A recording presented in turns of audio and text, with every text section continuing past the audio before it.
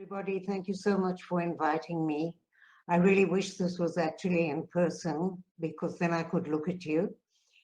But this is the next best thing, and judging by the corona, I guess we'll have to do it this way anyway for a long time everywhere. Hello, everyone.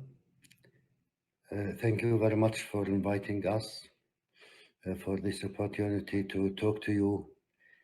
Uh, My name is Robi Damelin, and I'm from the Parent Circle Families Forum. Um, you will probably notice by now that my accent isn't very Israeli. I was actually born in South Africa and grew up in the anti-apartheid. Well, I was in the anti-apartheid movement during the apartheid days. I will start with my personal story. Uh, my name is Bassam.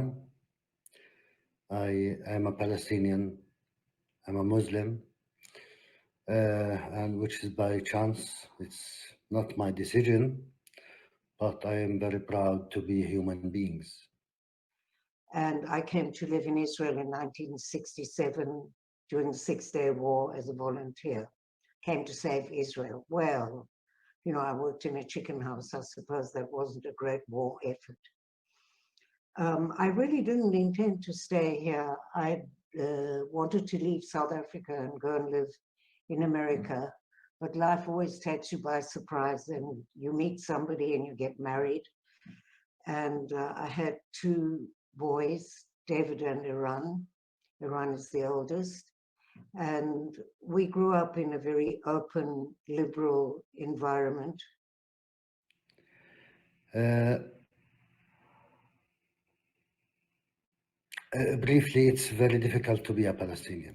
It's very difficult to grow up under strange occupation. People that you don't know, they don't speak your language, and you don't know why they come to control your life, to occupy you. Uh, it's very easy to become a fighter or a warrior. It's very easy to hate those strangers. You don't need education to hate the occupation. And I remember going to stand at the bus stop when Iran, my first child, had to go to the army, and suddenly recognizing how extraordinary this was, that a child that I'd brought up in the way that I had would have to carry a gun. And that is really the reality of living here.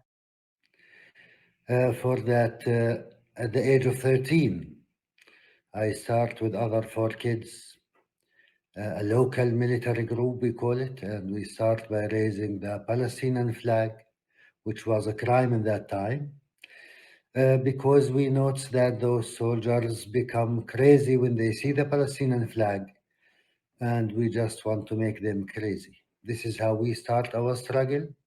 There was 1 year and a month difference between David and Iran. And I remember again going to the bus stop to say goodbye to David with the same story. And I couldn't really relate to what was actually happening with them in the army. There's a kind of blanking out of things that happened there. At the age of 16, we find some old weapons in a cave uh, with two grenades and other military materials that we don't know how to use it. But two of my friends throw the two grenades on the Israeli soldiers, patrols in our village near Hebron. And of course, in that time, make no harm anyone because they don't know how to use it in a professional way. Um, Both of them completed the army, and of course, one went off to India and one to South America, which is very often what happens after kids serve in the army here. It's a kind of escape. They came back and started to study. David was studying for his master's in the philosophy of education at Tel Aviv University. And he was part of the peace movement and part of the student uprising. And 1 year later, we have been arrested. So the first one get 21 years in jail. 19, 15, 14, and I had 7 years. I learned in jail if you know your enemy, you can defeat him or you can kill him. If you only hate him, you will kill yourself. So I start to study Hebrew, their language, to know how to kill or to defeat my enemy. Then shortly I watch a movie about the Holocaust by chance. Uh, and for the Palestinians, we don't believe in the Holocaust. We think it's a big lie. And they use this big lie to justify their crimes against our people. Because of this big lie, we lost our country, we became people of refugees. So we paid the price of this crime, which has never happened. For that, we don't believe it and we don't want to know anything about it. In spite of that, I want to enjoy seeing this movie as kind of revenge to see someone torture those Jewish, kill them, arrest them, occupy them, at least because I am in their jails and because they occupied my people. What happened after a few minutes, I found myself crying. It's sympathy with those innocent people. I start to hide my tears from other prisoners. I cannot believe that they are human beings, can do the same to other human beings. I say to myself, it's just a movie, nothing like this in the reality. But I decide that I want to understand more about this big lie. If it's really happened or it's just a movie. And actually, the 3rd of March is the memorial, the day that he was killed. And it was so strange that every year all of his students come to the cemetery. And this year, one of the students who was in the uprising told us that David was going to burn up his car as an act of demonstration during the student uprising. And I can't imagine where he got that from. It takes many years. And after many years, in 2010, 2011, before 9 years, I make my master degree about the Holocaust in Bradford University in the UK. Then after that, I start to visit death camps in Germany. So he was this lovely kid. And when the army came to tell me that he'd been killed by a Palestinian sniper, one of the first things that I said, apparently, is you may not kill anybody in the name of my child. I don't even know that I said that because you can imagine when a mother gets that kind of news, but I was told afterwards. And actually, that was a kind of, how can I say, it was to show the path that I was going to choose to do very soon after David was killed. I knew that I wanted to do something to prevent other mothers, both Palestinian and Israeli, from experiencing this pain. And it's strange, but something like 3 months after David was killed, I found myself at this huge rally in Tel Aviv to get out of the occupied territories. And what I said then is almost prophetic to what I'm doing today.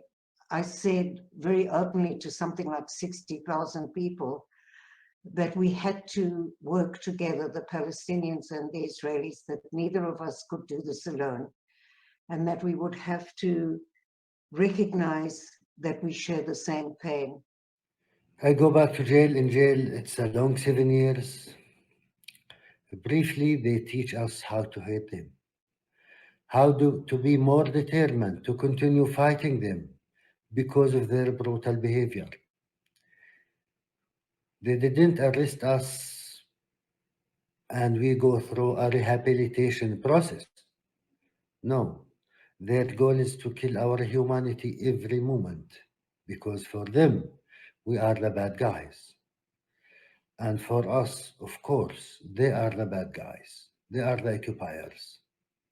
And we are freedom fighters. For that, we have a mission to survive in order to continue our way, our struggle to liberate ourselves and our land.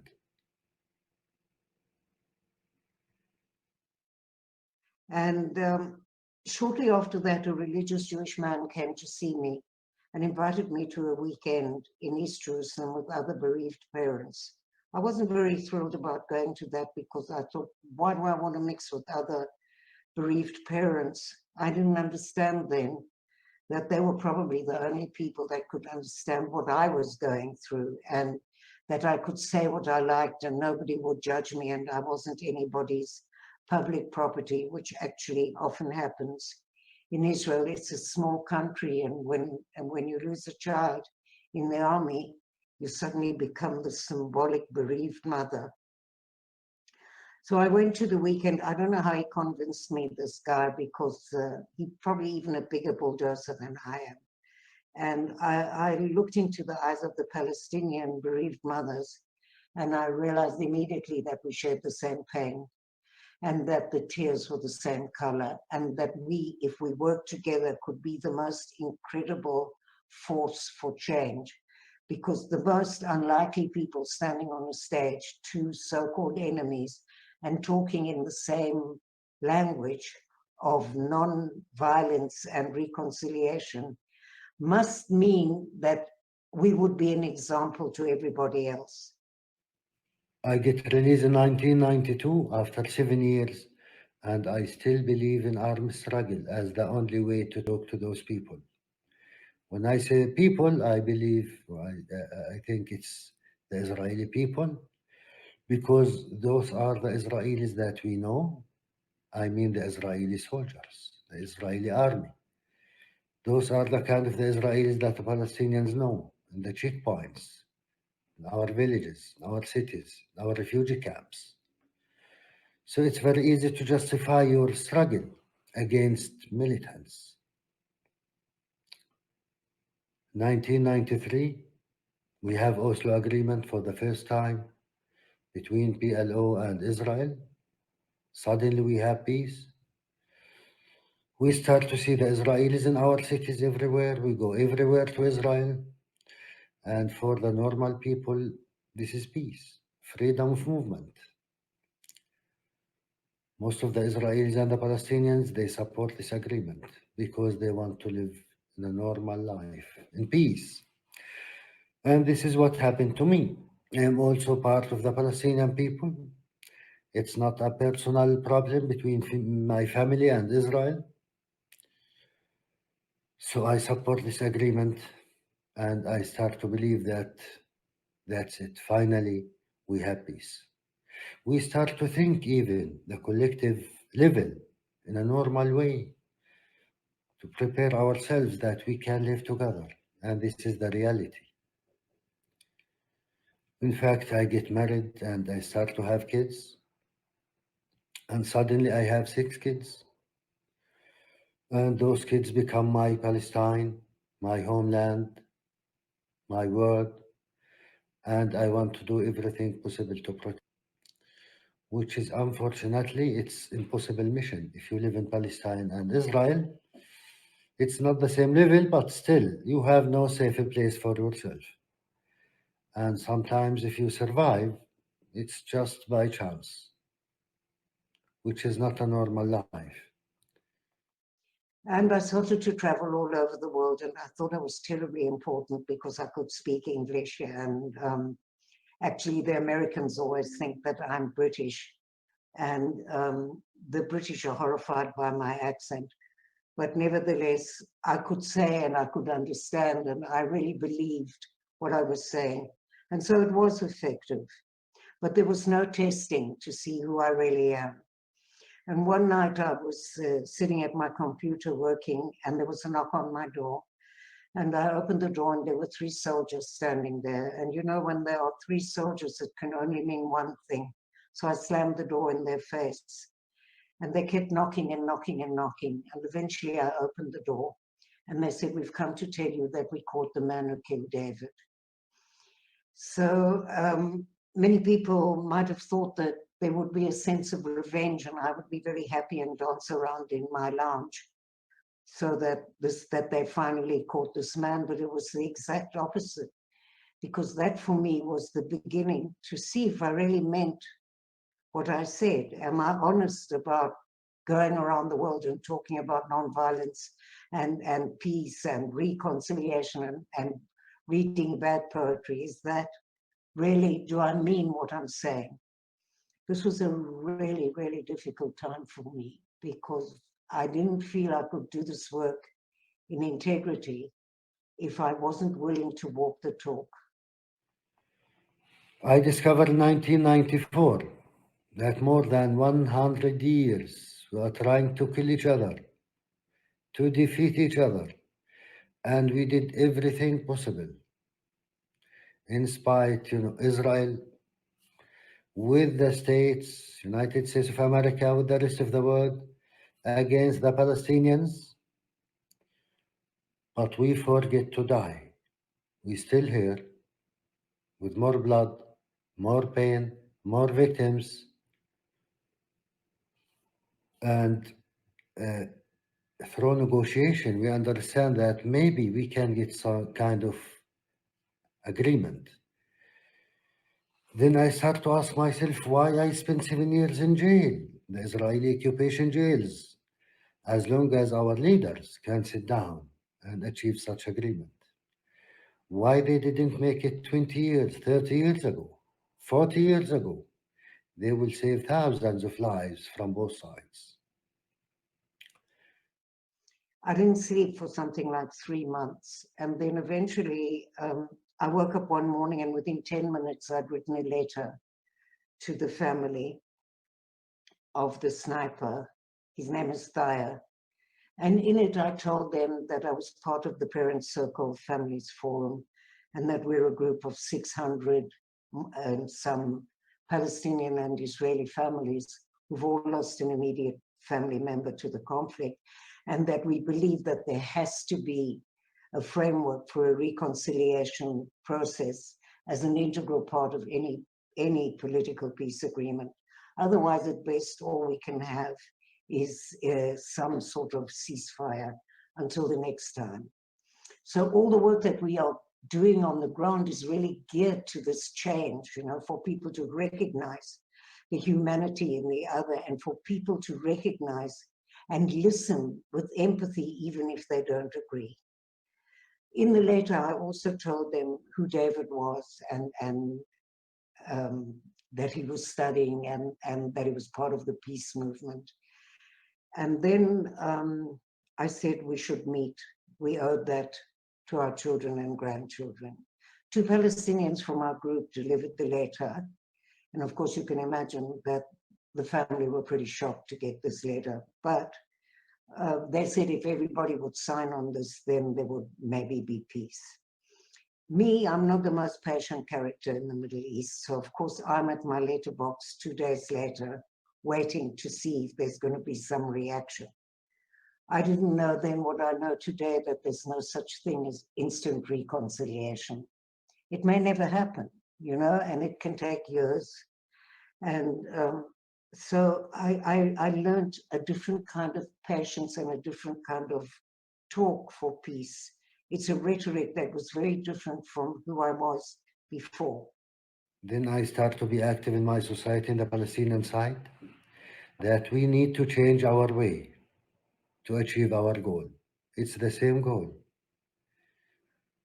It's to end the Israeli occupation. We never change it. We will never change it. But how? I get to understand that the Israeli people must come to support us to end their own occupation, because this is our common enemy. In fact, to support themselves, to stop to be occupiers and oppressors. So I just waited and waited, and eventually some message came for me over a website, the most popular Palestinian website, which was a letter from Thaya, the sniper. And the Palestinians from our group saw this letter and they didn't want me to see it because they said it's not very kind. And of course I said I want to see it because, of course, I wanted to know what the man said. So they sent it to me and I translated it with Google, which is not a brilliant idea at the best of times. But I got the gist of what he was saying. And he said, you know, that he killed 10 people because he killed 7 soldiers and 3 civilians on the same day in the same incident because he wanted to free Palestine. And I knew, though, from his parents that when he was a very little boy, he saw his uncle violently killed by the Israeli army. And that must have made a deep impression on him. And then afterwards, in the second uprising in the Intifada, he lost 2 other uncles. One uncle disappeared and they think one died. So it was, for me, I think, an act of revenge. He was not politically affiliated, but he chose to go to jail. In the jails, they have Hamas and Fatah, which are 2 different factions of the Palestinians, and he chose to go to the Fatah, and he became a sort of folk hero. They made a film about him, and somebody wrote a book about him, and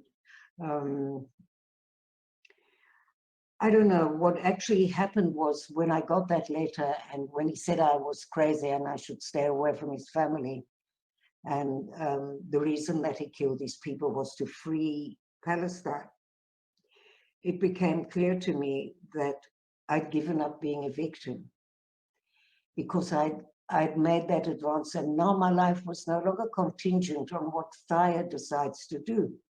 That doesn't matter.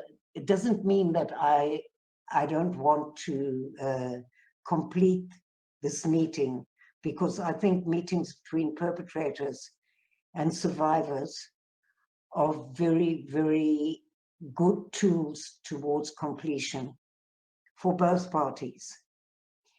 And but I knew that I was no longer a victim, and that is the most freeing, wonderful experience, which I don't think anybody can explain.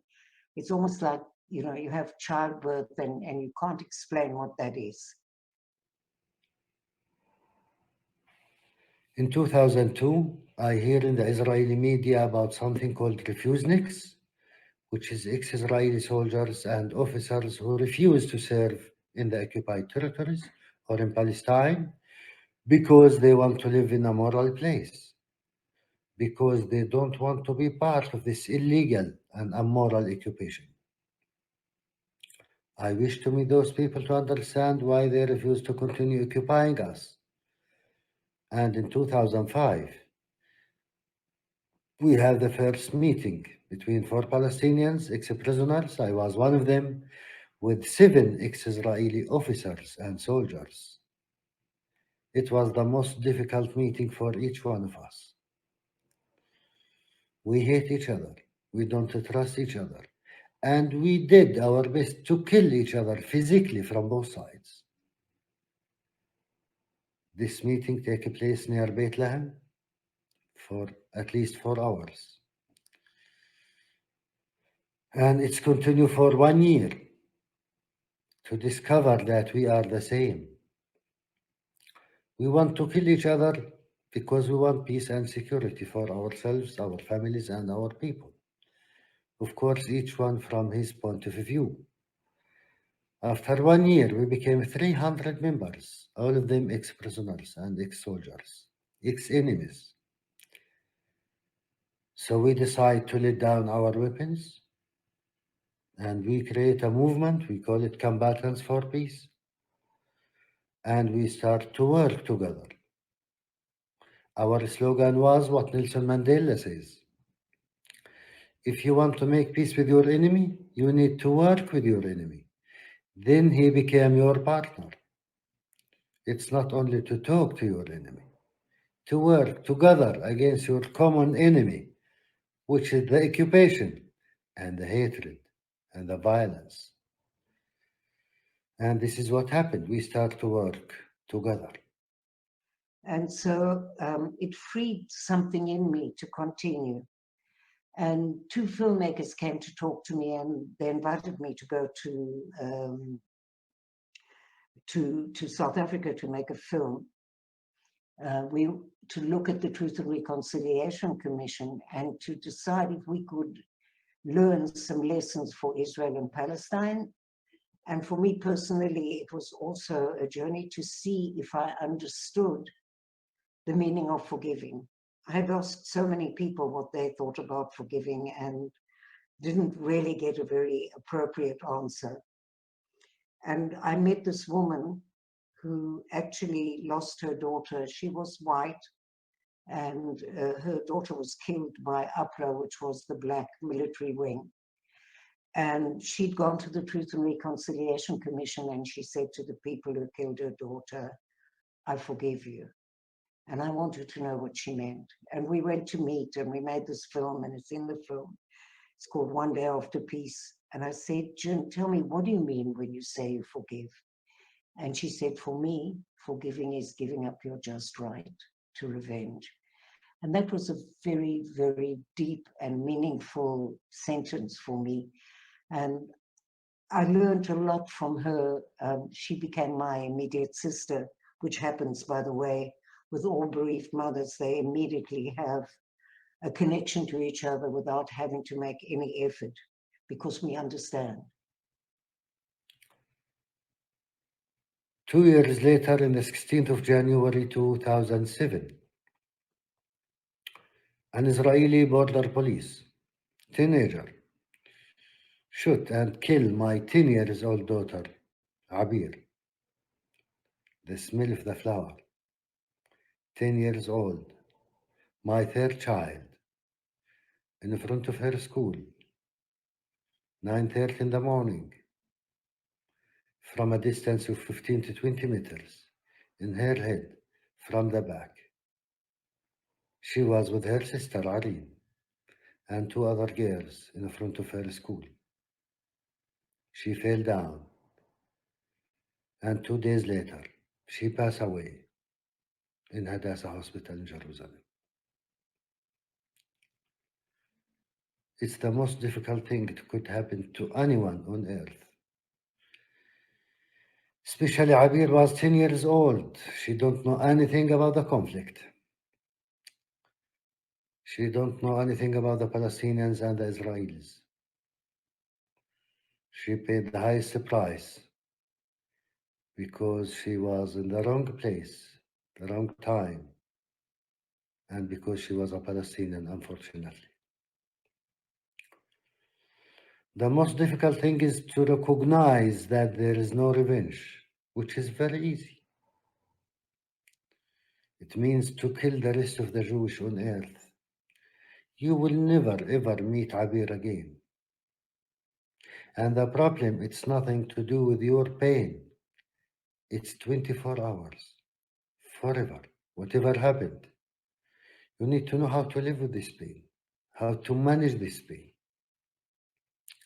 Always I said, one Israeli soldier killed my daughter, but more than 100 ex-Israeli soldiers from Combatants for Peace built Abir's garden in her school, in her memory, with the help of an American organization called the Rebuilding Alliance. One can kill, 100 can build. I want to prove that we can use our pain in a different way, not only for revenge. And revenge, it's not always to kill. We can take revenge in a different way. I believe when Jesus said, love your enemy, it's kind of revenge.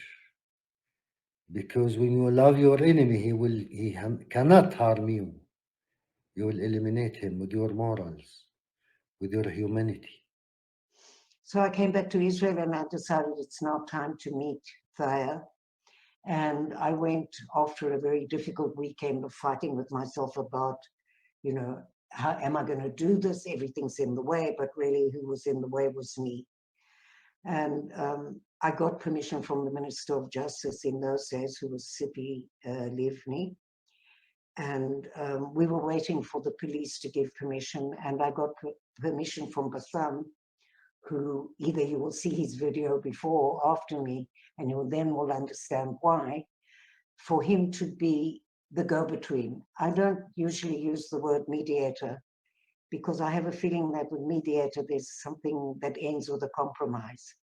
I wanted a go-between to create an empathy of understanding, even if I didn't agree. In fact, I joined the parent circle 2 days after I lost my daughter. I know this organization 2 years before I lost my daughter, because one of the co-founders of Combatants for Peace from the Israeli side was a bereaved brother.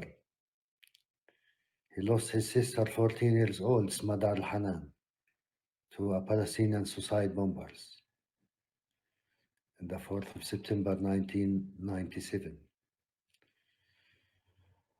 And I get to know his father, my brother, Rami al-Hanan. We become a very close friends. Always I want to ask him about his daughter, about Smadar. But I said maybe he forget, because sometimes we laugh. We looks normally.